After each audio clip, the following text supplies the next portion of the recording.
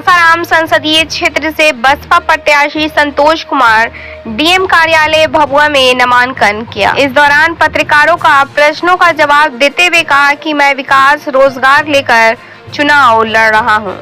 आजादी के 77 साल होने के बावजूद भी हमारे देश में बेरोजगारी, गरीबी, शिक्षा, स्वास्थ्य पर काम नहीं किया गया है।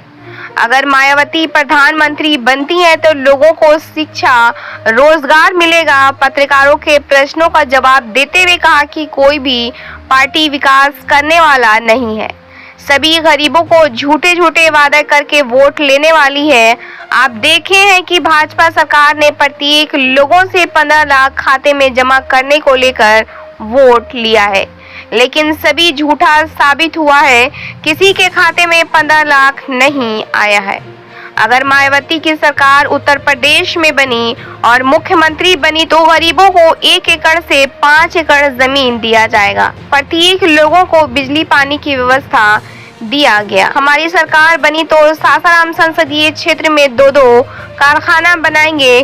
कोई पार्टी विकास करने वाली नहीं है। बसपा की अगर सरकार बनी तो तभी देश का विकास होगा। ब्यूरो रिपोर्ट, बिहार दर्शन।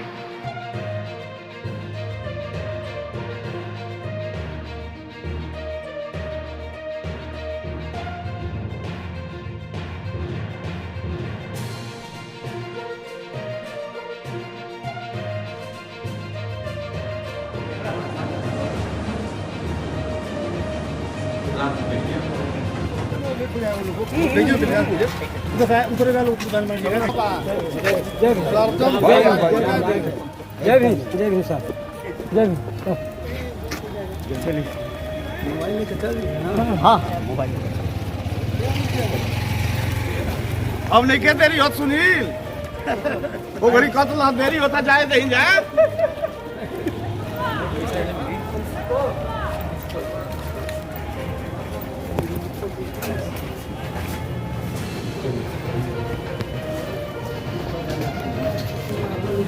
चुनाव लड़ने जा रहे हैं, आपका क्या मैनिफेस्टो है? मेरा विकास का मुद्दा है, मतलब मैं विकास रोजगार दिया जाए, इसलिए मैं चुनाव लड़ रहा हूँ। सबका साथ दिया जाए, मतलब सबका विकास एक किया मेरा जाए। सवाल है, आज़ादी के बाद से आज तक कैमूर जिला अंतर्गत एक गांव है पलका जिसका नाम है, और उस गांव में जाने का रास्ता आज तक नहीं हो सका है। मुख्यमंत्री का घेराव हुआ, सबसे कहा गया, उस पर आप क्या कर सकते हैं? मैं यही कहना चाहता हूँ कि सबको तो देख लें, आज़ाद हुए देश को 77 साल हो गया, मगर बहुत लोग वादा किए, जैसे बोले कि मुख्यमंत्री भी नहीं कुछ किए। इसलिए मैं जनता से कहना चाह रहा हूँ कि सरकार को बदलिए, तभी आपको रोजगार मिलेगा या शिक्षा मिलेगा, सब कुछ मिलेगा। जब बहुजन समाज पार्टी की सरकार जब बनेगी, बहन कुमारी मायावती जब मुख्य प्रधानमंत्री जी बनेंगी, तभी आपको रोजगार या शिक्षा व्यवस्था सब कुछ मिलेगा। बाकी कोई पार्टी देने वाला नहीं है, सब हवा। ये सब रोजगार के लिए क्या कहना चाहिए? युवाओं को रोजगार दिया जाएगा, उनको नौकरी दिया जाएगा। मैं तो सब लोग जीत कर रहे हैं, कहते हैं कि रोजगार देंगे, लेकिन फैक्ट्री यहाँ की जगह कहीं और जगह खोलते हैं। तो ये जनता जान गई है कि ये लोग सब झूठा हैं, खाली हवाई बात करते हैं, ये सब चमचे हैं। इसलिए इन्हों पर जनता मुंड बना लिया है कि बहुजन समाज पार्टी की सरकार बनाएंगे। आपको मौका मिलता है तो आप इस क्षेत्र के लिए क्या? जब मैं सासाराम पार्लियामेंट से चुनाव जीतेंगे, जब हमारी बहन कुमारी मायावती जी जब प्रधानमंत्री बनेंगी, तो मैं अब पहले शिक्षा पर ध्यान देंगे, रोजगार दिया जाएगा। आपको जो किसानों को 15 लाख रुपया और गरीबों को देने की बात की गई थी और वो आज तक नहीं आया, उस पर आप क्या कहना चाहेंगे? अब तो जानते हैं कि भाजपा सरकार झूठा है। लोग 15-15 लाख खाता में बोलते हैं कि जाएगा गरीबों को, मगर किसी के खाता में नहीं गया। जब हमारी बहन कुमारी मायावती जब उत्तर प्रदेश में मुख्यमंत्री बनी, तो गरीबों के 1 एकड़ से 5 एकड़ जमीन देने के काम की बहन कुमारी मायावती जी। इतना नहीं, गरीबों को घर बनाकर बिजली पानी सब कुछ व्यवस्था मिला, महिलाओं की व्यवस्था मिला।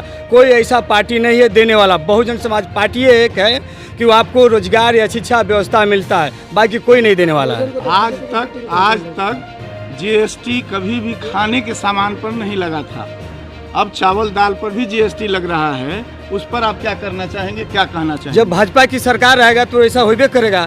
जब हमारी सरकार बनेगी तो उस पर हम लोग, हमारी जब बहन जी प्रधानमंत्री बनेंगी, तब हम लोग उस पर बात करेंगे। अभी तो नगर फैक्ट्री के आप ऊपर चूँकि अबू जो पहेली बन गई है कि पता नहीं हम लोग का कई जनरेशन बीत जाएगा, शायद चालू होगा नहीं होगा। अगर चालू नहीं भी होगा तो दूसरा कोई नया फैक्ट्री क्यों नहीं है? जब हमारे बहुजन समाज पार्टी की सरकार बनी तो कंपनी चालू हो जाएगी। मैं यहीं सासाराम से पार्लियामेंट चुनाव जीतेंगे तो यहाँ कारखाना भी दो को बैठाएंगे हम लोग। जब बहन कुमारी मायावती जी जब प्रधानमंत्री बनेंगी, आप लोग से यही है कि आप लोग बहन कुमारी मायावती जी को एक बार हाथ को मजबूत कीजिए। लालू यादव जब यहाँ मुख्यमंत्री थे और रेल मंत्री थे तो उन्होंने कहा था कि एक रेल लाइन बनेगा मंडेश्वरी से मोहनिया तक भाया आरा। उस पर आज तक कुछ नहीं हुआ, उस पर क्या कहना चाहेंगे आप? हम तो यही कह रहे हैं ना कि दोनों कांग्रेस को या लालू जो पार्टी को या भाजपा को सब लोग देख लिया, आज तक से वोट देते आ रहे हैं। आप लोग को चुतिया बना रहे हैं, बेवकूफ़ बना रहे हैं। इसलिए जनता से मेरा कहना है कि आप लोग बहुजन समाज पार्टी को सरकार बनाइए। जब बहुजन समाज पार्टी की सरकार बनेगी तभी आपको रोजगार या शिक्षा सब कुछ मिलेगा, बाकी कोई पार्टी देने वाला नहीं। इस समय हम लोग बहुजन समाज पार्टी की सरकार मजबूती से हम लोग चुनाव लड़ रहे हैं। बिहार में 40 सीट हम लोग जीत रहे हैं। एक छोटा सवाल, आपकी पार्टी के लोग अक्सर बदल जाया करते हैं जीतने के बाद, इतिहास गवाह है इसका। आप ऐसा तो नहीं करेंगे और आप इसके बारे में क्या कहना चाहेंगे? मैं बहुजन समाज पार्टी के एक सिपाही हूँ, मैं मर जाऊंगा मगर मैं किसी पार्टी में जाने वाला नहीं हूँ। मैं सच्चा सिपाही हूँ। बहुत बहुत धन्यवाद। सासाराम संसदीय क्षेत्र रिजर्व सीट है। बाबा साहेब डॉक्टर अम्बेडकर ने जब खून अफेक्ट हुआ था तो बहुत दुख व्यक्त किया था कि रिजर्व सीटों पर चमचे लोग जीत के जाते हैं, दलाल और पिट्ठू जीत के जाते हैं, जो सरमाएदार लोगों का जूता चप्पल उठाने का काम करते हैं, उनके शागिर्द रहते हैं, वो समाज का कभी भला नहीं करते हैं। ये रिजर्व सीट है। असली नुमाइंदा बहुजन समाज पार्टी का होता है। संतोष कुमार युवा हैं, नौजवान हैं। माननीय बहन कुमारी मायावती जी ने संतोष कुमार जैसे नौजवान को मैदान में उतारा है। बहुजन समाज पार्टी बहुत रफ्तार से आगे बढ़ी है। इस बार संसदीय क्षेत्र सासाराम बहुजन समाज पार्टी जीतेगी और अपना सांसद बना करके बहन जी का जो फिलॉसफी है, जो सिद्धांत है, जो उन्होंने यूपी में 4 बार सरकार रही करके दिखाया है, उन सभी बातों को सासाराम लोकसभा क्षेत्र में उतारने का काम संतोष कुमार करेंगे। मैं स्टेट का केंद्रीय प्रभारी हूं डॉक्टर लालजी मेधानकर।